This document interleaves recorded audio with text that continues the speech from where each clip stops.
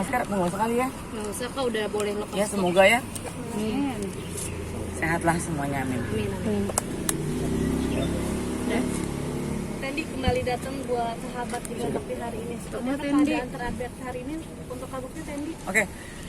Sebetulnya kemarin aku udah kesini gitu, pas liburan juga pengen cepet-cepet pulang karena biar tahu info yang akurat supaya nggak simpang siur kalau info dari kiri kanan gitu. Jadi kemarin aku udah kesini, terus ketemu sama Dila, ketemu sama Abel, Daphne, anak-anak tercinta, temenin sama manajer aku, Kiki, sama Rafa juga anakku yang pertama. Kemarin kesini tidak berharap pasti bisa langsung masuk ICU karena memang Bukti memang diminta untuk total banget ada di ruang ICU, tidak dibesuk segala macam. Tapi untungnya dapat waktu sedikit melongok, sebenarnya cuma pengen lihat dari pintu gitu ya bagaimana keadaannya.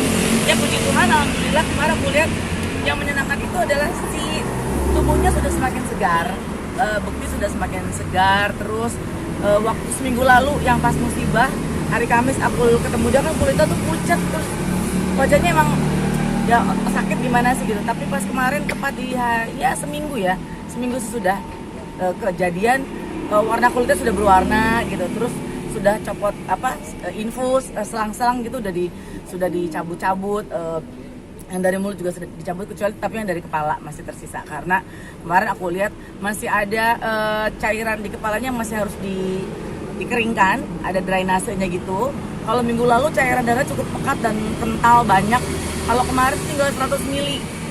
Jadi saya sih melihatnya ada harapan baik untuk menuju ke pindah ke ruang rawat biasa gitu, karena kan ini kalau pecah pembuluh darah otak itu kan nggak bisa langsung sembuh gitu. Amin, bisa ada keajaiban bisa seperti itu gitu. Nah cuman ya paling tidak kalau setelah seminggu setelah musibah, terus aku lihat kemarin berprogres baik gitu loh, di hari Kamis kemarin ya gitu. Ini hari apa sih? Sabtu. Oke, di hari Jumat kemarin. Gila, gue udah gak ingat hari.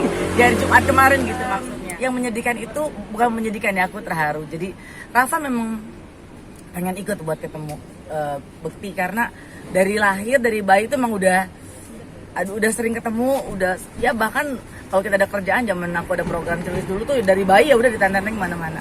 Aku mau lihat Om Inda, kan memang dari kecil panggilnya Om Inda. Pada saat Rafa masuk, Bukti lihat Rafa malah nangis dipegangin tangan Rafa. Aku nggak sempat video karena buat aku tuh nggak harus ini ya, di videoin nangis, dipegang tangannya Rafa terus Bukti nangis. Aku tanya kenapa Bukti nangis, aku bilang dia ngomong pakai bahasa Inggris gitu. Pokoknya Bukti bilang ini si anak bayi yang udah gede istilahnya. Jadi kan maksudnya secara random daya ingatnya tuh masih dia masih ingat gitu ya, cuman ya memang belum pulih total dalam arti kata kalau diajak bicara dia bisa menjawab Bukti, cuman masih ada hal-hal yang suka skip gitu loh. Tapi menurut aku itu mungkin proses banget dengan melihat Bukti sudah bisa ngobrol, meskipun kadang suka loncat-loncat, suka tato dia inget siapa, loncat balik lagi mundur, mesti aku ingetin tadi gue lagi nanya ini gitu, dia bisa inget lagi.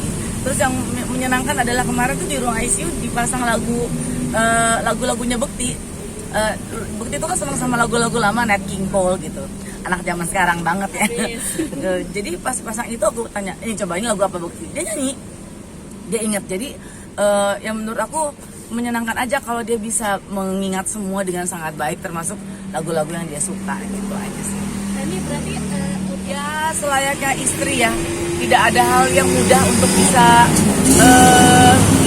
dihadapi karena menemani suami atau menemani pasangan sakit itu kan juga bukan hal yang menyenangkan ya gitu. Apalagi ini kan musibahnya bukan penyakit biasa ya, boleh suatu hari dapat kejadian seperti ini ya mungkin tidak mudah untuk menghadapinya. Jadi ya paling tidak ya aku sebagai teman yang merasa teman terdekat Bukti memberi support bukan cuma ke Bukti ya, tapi kepada keluarganya termasuk dengan istrinya gitu, dengan Dila. Kalau Dila sih paling tidak ya hanya selalu standby buat Bukti, dia nggak pulang-pulang, dia standby untuk selalu ada di ICU supaya kalau ada apa-apa dia akan bisa cepat ambil sikap keputusan. Teni Kadila kan mungkin kemarin-kemarin juga dihantam bukan cuma apa namanya Komentar-komentar juga dan gitu. netizen. Sebagai sahabat sendiri menguatkan Kadila seperti apa? Ya, itu bukan ranahnya aku sebetulnya, itu bukan partnya aku lah gitu, karena itu udah Dila yang membuat keputusan tersebut, Dila yang ingin melakukan penggalangan dana dan lain sebagainya. Tapi kan udah dicabut kan? Ditutup, maksudnya dicabut, istilahnya tidak diteruskan lagi. Ya kalau buat aku pribadi, itu bukan ranahnya aku, bukan wilayahnya aku tidak bisa mencampuri apapun. Tapi memang aku sempat menyampaikan kepada Dila bahwa dan ini juga berlaku buat siapapun juga, bukan hanya kepada Dila, bahwa sebetulnya memang kalau kita membuat penggalangan dana semua itu kan ada aturannya, jadi tidak bisa sembarangan orang untuk bisa bikin penggalangan dana gitu. Tapi paling tidak aku hanya memberitahu, bukan mengikut campurkan situasi tersebut. Kalau Dila masih mau jalan saat itu ya gitu, itu nggak apa-apa, terserah, karena kan aku juga nggak punya hak untuk atur. Tapi paling tidak aku seperti memberitahu bahwa segala sesuatu itu pasti ada peraturannya dan ada pasal-pasal yang berlaku pada saat kita mau membuat penggalangan dana gitu, dan itu tidak bisa dilakukan untuk ke rekening sendiri. Jadi itu yang aku lakukan. Jadi informasi jangan sampai salah ya, bahwa aku memberi info bahwa kalau kita mau bikin penggalangan dana itu memang ada pasal yang berlaku, jadi kita mesti tahu terlebih dahulu. Itu aja sih. Berarti ada diskusi sama Teni dulu ya sebelum? Enggak ada diskusi apapun. Ya aku cuman lihat ada postingan tersebut, terus aku merasa perlu memberitahu, bukan mau ikut campur ya, tapi mungkin aja Dila nggak tahu, atau mungkin teman-teman yang sama dengan situasi seperti Dila juga mungkin nggak tahu bahwa ada musibah dan kita harus melakukan apa. Ya paling tidak kita harus cari tahu terlebih dahulu bahwa sebetulnya kalau bikin penggalangan dana kita tidak bisa menggerakkan sendiri, tapi perlu informasi yang jelas supaya tidak salah dalam hal mengunduh sesuatu gitu. Maaf ya Pak, tapi atau enggak aku nggak bisa bilang apa-apa ya gitu, karena itu adalah hak dari Dila sendiri atau hak dari teman-teman lain yang mungkin para istri yang harus melakukan seperti itu karena nggak tahu atau memang memerlukan situasi yang cepat untuk diputuskan. Jadi kalau bicara setuju atau nggak setuju, aku nggak bisa putuskan apapun karena itu memang sudah haknya Dila gitu. Tapi kan paling tidak mungkin sekarang sudah bisa dimengerti dan sudah bisa paham bahwa sebetulnya ada hal yang perlu dan tidak gitu lah istilahnya. Hari ini kan jual barang juga dari tadi nanya berapa besar? Aku nggak tahu.